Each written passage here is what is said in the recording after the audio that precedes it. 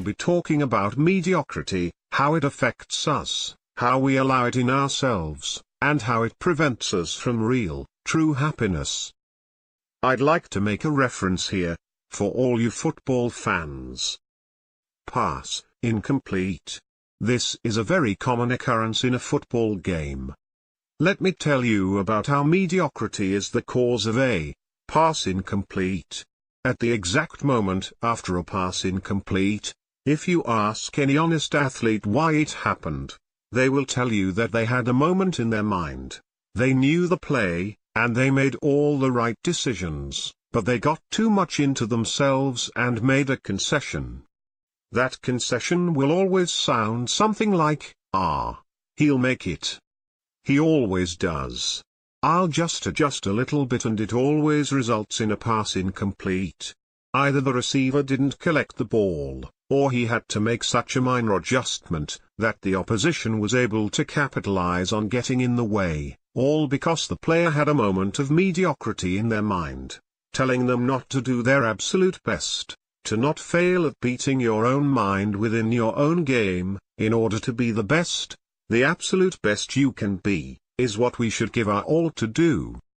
I have found this to be the source of 99% of the issues, in this alternative healing field, in the magic field, in the shamanic field, and, in the every part of the alternative thinking field, that quote-unquote, that's good enough. It tends to sound something like, oh, I just had a breakthrough. That's good enough.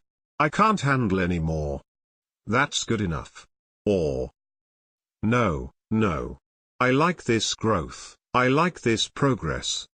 Do you know how much progress I've made? No, this is good. I'm good now. Or yet another. This is good, let me just stick with this for now. I've made amazing progress. I'm good now. Let me explain something. Nature is not mediocre. Nature is not mediocre, to the point where nature actually destroys any mediocrity. Any animal that bears young, that is deformed, or in any way, shape, or form is not up to the standard of the perfection of the rest of the herd, gets left behind for the predators. This is an act of nature. One that we, as human beings, seem to have now forgotten, in increasingly survival comfortable lives. Life is actionable. Life is not mediocre because life is actionable. I'll give you one more example. A tree grows. It doesn't stop growing, it grows. It actually grows in spite of. In spite of what? You may ask. In spite of anything. A tree will grow. You can chop off its limbs, and you can take it down to a stump, and it will grow. I have seen situations where trees have been cut down to a stump, and potassium poured in several holes made, killing the tree, and even the roots being pulled out with a tractor.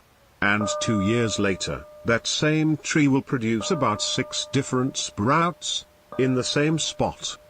A tree will grow. A tree will progress.